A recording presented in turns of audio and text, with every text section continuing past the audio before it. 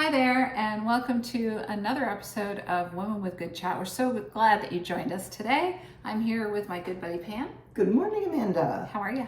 I'm great. I'm great. You look great. I was just telling you, I've had a few days off and I've been super lazy and I'm loving it. Aw, that's so nice. Lazy suits me. Lazy and happy should be the slogan. How lazy do your two giant dogs let you be? Well, I think the thing is I'm not taking on extra projects. In the past, when I had a period of time without anything critical going on, I would have automatically grabbed for a new project. And I didn't this time. I just said, okay, we'll just do the normal. Don't need any big projects, and I am really enjoying the rest. Oh, so yeah, it's well, good. Awesome. Good for you. Lesson learned. Glad to hear it. Lesson learned. Don't have to be frantic all the time. Speaking of lessons, today we're going to discuss unfinished business.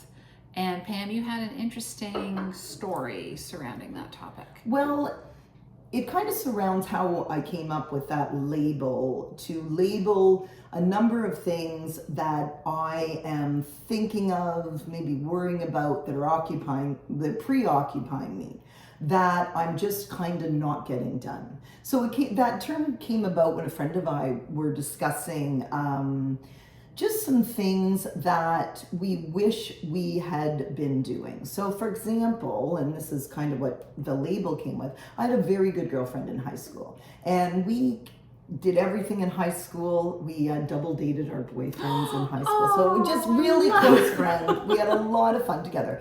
We kept up with contact with each other through university, but then kind of around the time we both got married, we lost touch. And she is someone who was very important to me in my younger life and who I think about a lot. And the fact that I had lost touch with her was something that was bothering me. Now, if I can just ask, Yep. Did you lose touch because of a thing, or what happened? No, it was simply we were living in different cities. We both had young kids. It was a time before social media or even texting, right? Right. So, there was that period in there between when we always used to call each other and then we went to electronically contacting each other. And I think some things got missed in that period, if that makes sense. So anyway, so I had really been thinking about this and I had been talking to people about it. And finally, one of them just said, well, then why don't you just find her and give her a call? And I'm like, yes, that's what I need to do. So I did it. We connected, and it was really everything that I hoped it would be. It was wonderful to hear from her. It was wonderful to hear what had happened to her in the intervening time. And it is a real, motivator for me to continue to think about those things which do sit in the back of my mind, which I want to get done, but which for some reason I'm not taking steps on. Yeah, no, I mean, I think that's very rewarding. We were discussing this topic before taping today, and it was like, if there's unfinished business, is there resolution?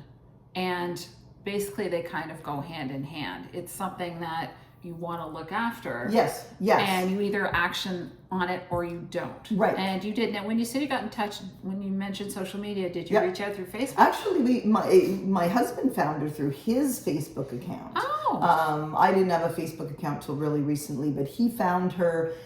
It took a few times to find her because she has a name that's quite common, but we ended up finding her, finally ended up getting a reply back, and there you go. And we are planning on getting together to see each other in person. So that's really good. And I think the reason that the term unfinished business kind of resonated with me, because it was something that was an actionable thing. So as opposed to some of the things I think which we face at our age, which is thinking about things that have happened in the past, things we regret, things that perhaps unfortunately the time has passed that we can actually do anything about. So what we really need to do with those things is try to find some peace with them, whatever that looks like, right? Yes. And I mean, we can talk about that on another show if we want, about those things where, as I say, time is simply past. We can't make a difference or say things to people who are no longer with us, those sort of things.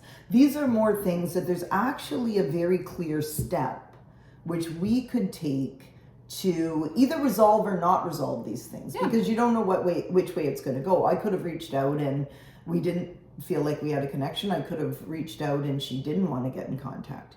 But either way, I think the unfinished business was me reaching out, me trying to make the contact. And that was what I needed to do to put it to rest. Yeah, and I think that's wonderful. I think that, when we were discussing this, it was, I think I probably have some regrets in life, but I don't feel, now of course I'll go back today and go, do I have unfinished business?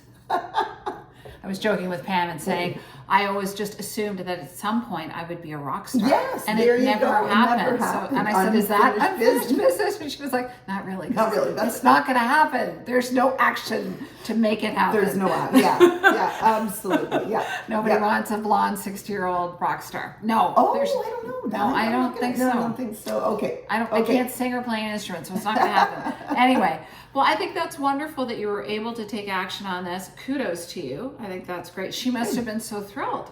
It was lovely. It really was lovely. And it really has inspired me to just go ahead and do those things rather than, as we talk about, getting too lost in our own thoughts about, well, what about if this happens? And what about if this happens? And what about if that happens? I mean, all of those things can just really get in the way of just doing it, for better or worse, because I think either way, this would have put this to rest, right? Yeah. This was going to put this to rest. As I say, if she didn't reply, that was fine.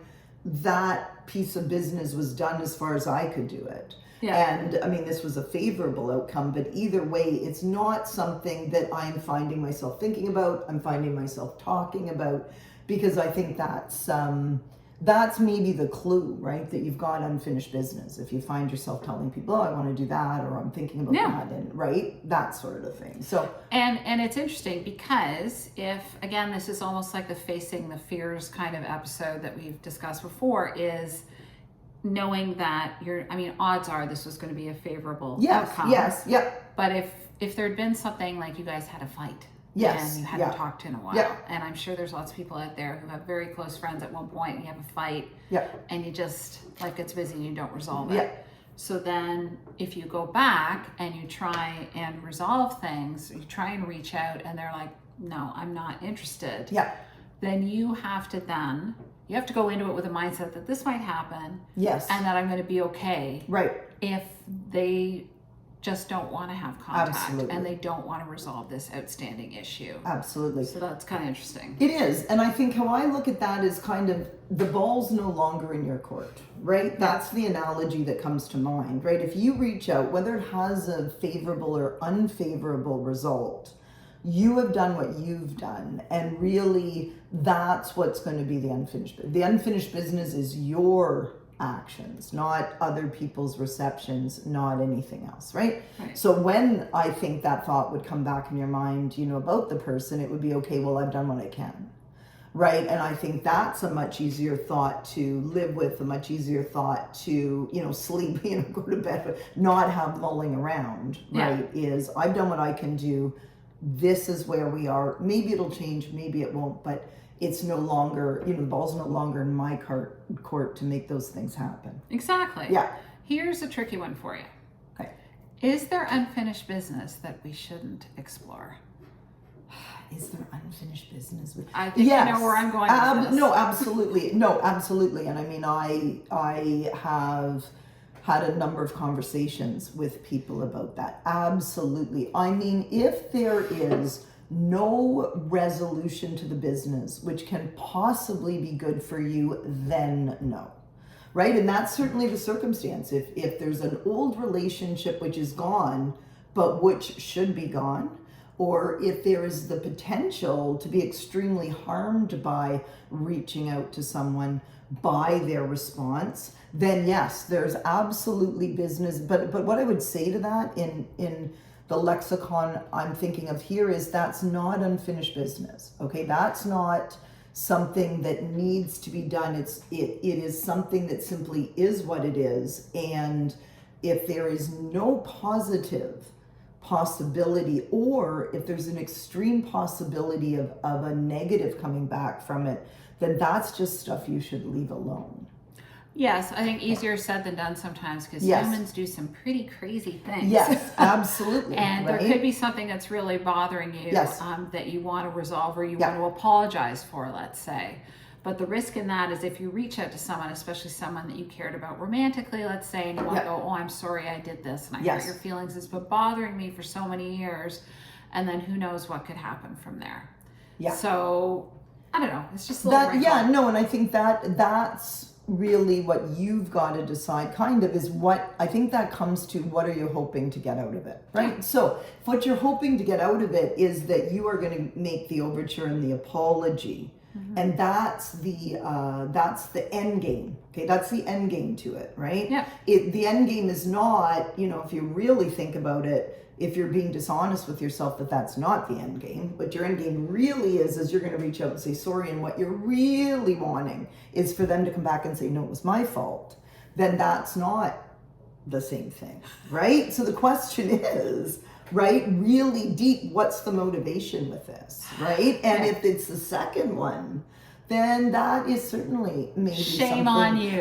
Well, it just may not be a good idea. It may not be a good idea, right? Yes, to exactly. be doing these things. So, and it could be that nothing anyone says is gonna make any difference anyway. Maybe So anything. somebody police your says. emotions and your Police intentions. Right? Yeah, no, I think so. No, you got to be honest with yourself about that. This is really what you're doing. Do you Yeah. really want to apologize, or do you want them to have an apology for you, which is simply not in your control?